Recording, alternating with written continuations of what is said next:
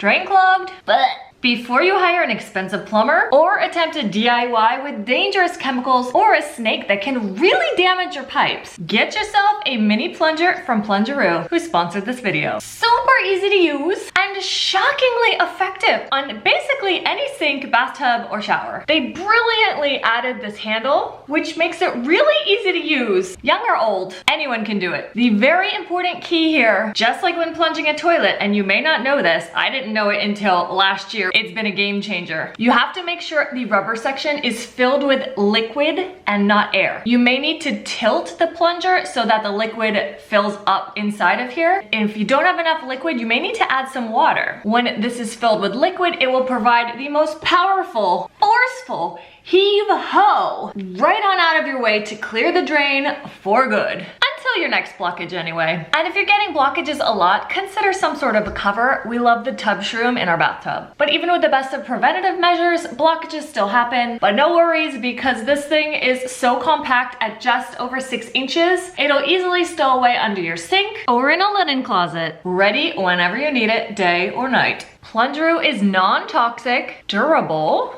and rust resistant, since it's made of rubber and plastic only. An essential tool in every home. Click the affiliate link in my video description below to get one today.